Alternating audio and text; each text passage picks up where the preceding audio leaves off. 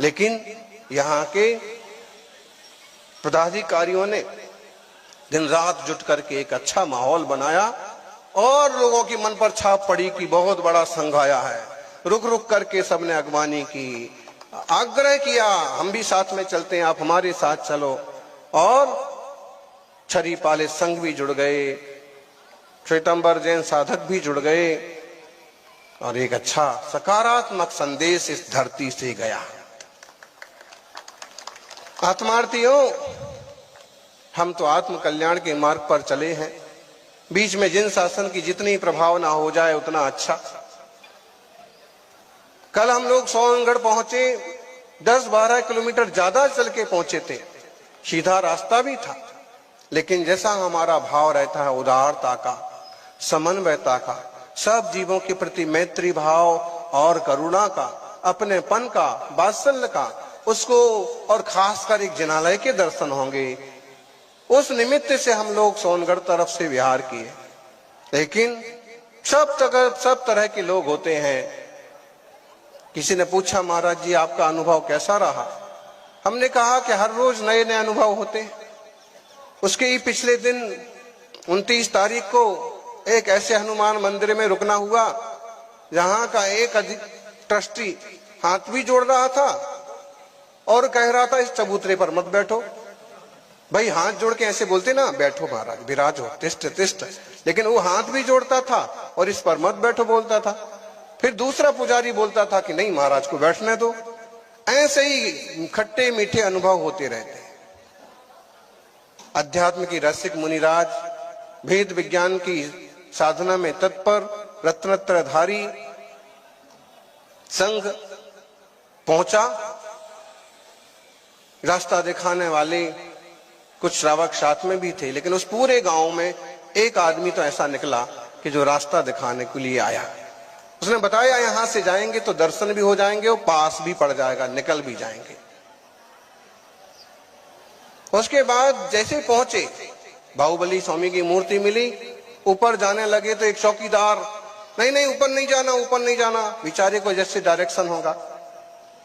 इतने में एक पुजारी आ गया, अरे महाराज जी को जाने दो, माता जी को जाने दो, महाराज जी को जाने दो, दर्शन करने दो। मतलब है कि पाकिस्तान में भी चले जाओ तो एक ना एक आपको धर्मात्मा सहयोगी तो मिल ही जाएगा, तो दर्शन करने दो, महाराज जी को बैठने दो। फिर पाटा चिटाई कुछ नहीं था, ठंडे पर बैठ गए। तो उन्हीं में से एक कोई गया और टूटी फूटी पुरानी चिटाई ले आया, लेकिन उसमें लगा था कपड़ा, तो उस पर कोई साधु बैठे नहीं। फिर दर्शन कराने के लिए उसमें से एक दो पुजारी आगे आगे हो गए, दर्शन कराया अच्छे से। जब वहां रुकने की जो बात चल रही थी, रुकने में ऐसा हुआ कि कुछ लोग कह रहे थे कि रुकाएंगे, यहाँ व्यवस्था है, यहाँ व्यवस्था है, और कुछ लोग नहीं यहाँ कैसे होगा, शिविर चल रहा है, ये वो। तो आखिरकार नेगेटिव पक्ष की जीत हुई, पॉजिटिव लोग उनमें से बेचारे रह गए। तो सब तरह के लोग होते हैं। दर्शन करते वक्त मैनेजर जी वगैरह आ गए और उन्होंने यहाँ महाराज जी ये है, यहाँ महाराज जी ये है। और जब दर्शन कर रहे थे तो पता नहीं एक युवा भी आया, अच्छे से वंदन किया। फिर प्रवचन में बैठे हुए थे सब लोग, कैसेट से आवाज आ रही थी। हमें गुजराती भी थोड़ी समझ में आती है, मराठी भी आती है, हिंदी भी आती है, इंग्लिश भी आती है, प्राकृत संस्कृत भी आती है और दो चार छोटी मोटी भाषाएं आती हैं। लेकिन क्या चल रहा था हमको तो कुछ समझ में नहीं आया। मतलब वो पुराने समय का ऑडियो वीडियो जो भी होगा, लेकिन लोगों को तो देखो, ज्ञानी भैया व्यंश्री के तलवे चाटने से अगर मोक्ष हो जाता है तो निरंतर पद विहार करने वाले मुनि राजाओं के चरण छूने से किसी को मोक्ष नहीं होगा क्या? विचार करने की बात, सोचने की। किसी मोही व्यक्ति की वाणी इतनी मोह भरी हो सकती है, गजब की बात है। आ काल में दिगंबर मुनि नथी, कुंद कुंद स्वामी का काल में था छे।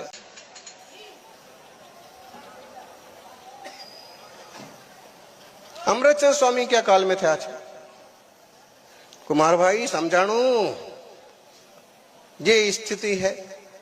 कुछ लोगों ने बड़े अच्छे से महाराज जी को दर्शन करने दो, मतलब है सब तरह के लोग होते हैं। कम से कम स्वामी जी ने इनको सब कुछ सिखाया, थोड़ा सा उपचार थोड़ा सा व्यवहार भी सिखा देते तो कम से कम साग भाजी वाले भी, राह चलते झाड़ू लगाने वाले भी जिनके हाथ जुड़ जाते हैं, ये पढ़े लिखे अध्यात्मी ऐसे जीव। ओ कितना अहित हो रहा है जीवों का, धर्म के नाम पर कैसे ठगे जा रहे। अध्यात्म बहुत जरूरी है। बिना तत्व ज्ञान के, बिना निश्चय ज्ञान के, बिना आत्मानुभूति के जीव का कल्याण नहीं होता। और हम तो कहते हैं आत्मानुभूति के बिना, जो शास्त्र कहते वही हम कहते हैं, आत्मानुभूति के बिना साक्षात मोक्ष मार्ग का प्रारंभ भी नहीं होता है। तो भैया समय सार केवल सुनने वाले, केवल जीव से बोलने वालों को तो अनुभव हो गया, और ये जी रहे हैं मुनिराजों का क्या इतना दिगंबर मुद्रा का अवर्णवाद, जिनवाणी का ऐसा अवर्णवाद, ऐसा अपमान। कुंद देव कह रहे हैं पंचम काल के आखिरी समय तक मुनिराज होंगे। ये सब उसको झुटलाने पर क्यों तुले हुए हैं। फिर कहते हैं भैया बाजार में खोटा सिक्का है तो हम कैसे ले लें।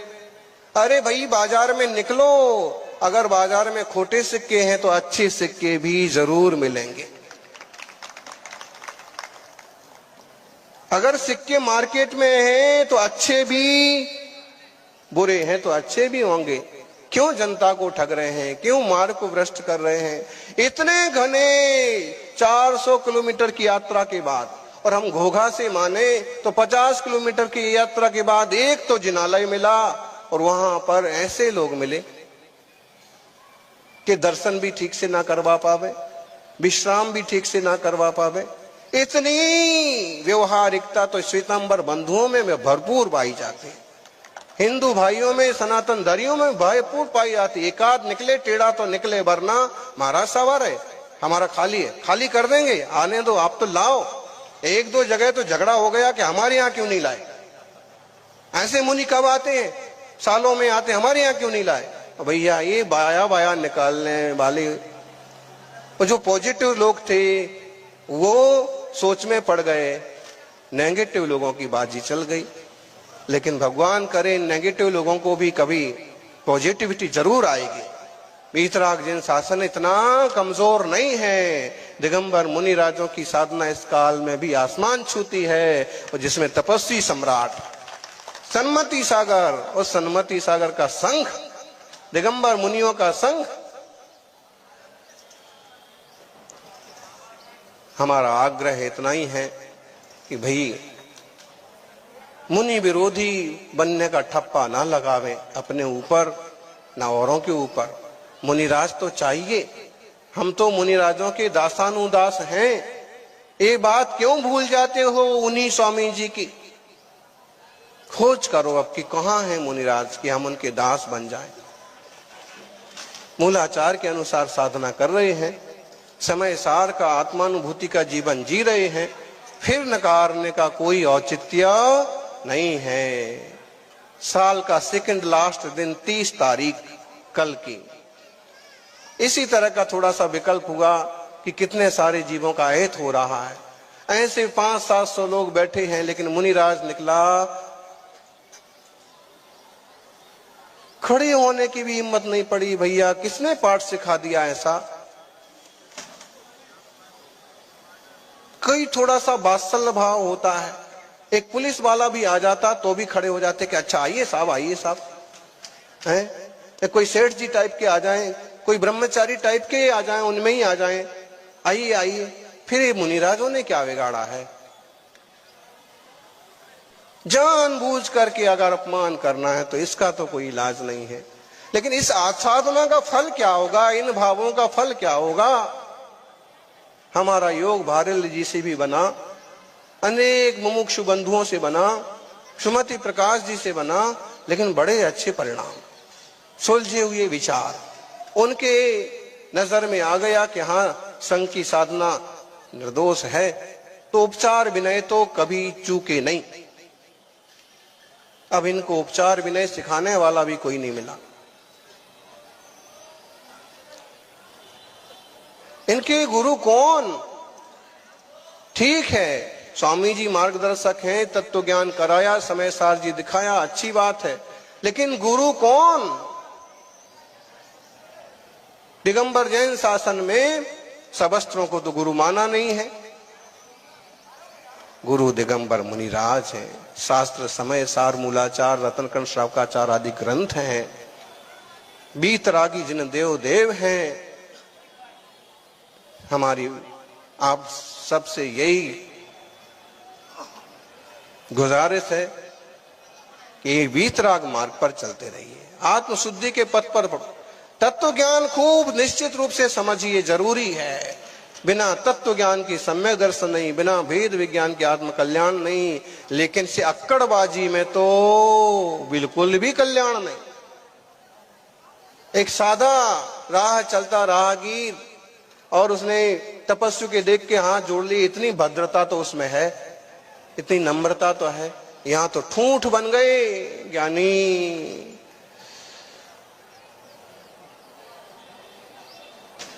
झुकता वही है जिसमें कुछ जान होती है, ज्ञान होता है। झुकता वही है जिसमें कुछ जान होती है, अक्कड़पन तो खास मुर्दे की पहचान होती है। इस महामंगलकारी जिन शासन को समझे। आज हम ईस्वी संवत के हिसाब से देखें तो 31 दिसंबर साल का आखिरी दिन, और आखिरी दिन इस महामंगलकारी सिद्ध चित्त पर अपन सब इकट्ठे हुए हैं। और ऐसा यहाँ यह क्या भक्ति संध्या का कार्यक्रम। और अब देखिए आगे आगे क्या होता है। 1 तारीख को महान तीर्थंकर शांतिनाथ की पहाड़ पर 5 पांडव मुनिराजों के साथ वंदना। 3 पांडव मुनिराज मोक्ष पधारे, यहां से हजारों मुनि मोक्ष पधारे, 2 यहां से ही सरवार सिद्धि पधारे, द्रविड़ राजा वगैरह यहां से मोक्ष पधारे। इसकी तो क्या महिमा है। और श्वेतांबर बंधुओं ने तो इसकी बड़ी महिमा मंडित किया है, हम भी इसकी महिमा कम ना समझें। इसके बाद गिरनार जी, और गिरनार जी में कुमार भाई और गांव पूरे समाज के लोग सुन लो, किस ढंग से संघ की प्रभावना हो, कैसे मालूम पड़े फर्स्ट इंप्रेशन, ताकि लोगों को भी लगे कि वीतरागी निर्ग्रंथ मुनियों का कोई संघ आया है। संक्रांति पर कुछ ना कुछ विशेष संक्रांति होना चाहिए, परिवर्तन होना चाहिए, हवा बदलना चाहिए। हमारी सबकी दिशा भी मोक्ष मार्ग की हो, दशा भी निर्ग्रंथता की हो, यही मंगल भावना। सोनो मंगल थाओ, सोनो कल्याण थाओ।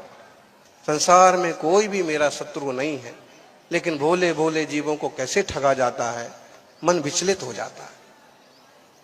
सन्मार्ग दिखाएं, सन्मार्ग सिखाएं, कल्याण के पथ पर चलें, कल्याण के मत पर चलाएं। जय बोलिए। शत्रुंजय तीर्थ से मोक्ष पधारे भीम, अर्जुन, युधिष्ठिर महामुनिराज की, पांडव मुनिराजों की।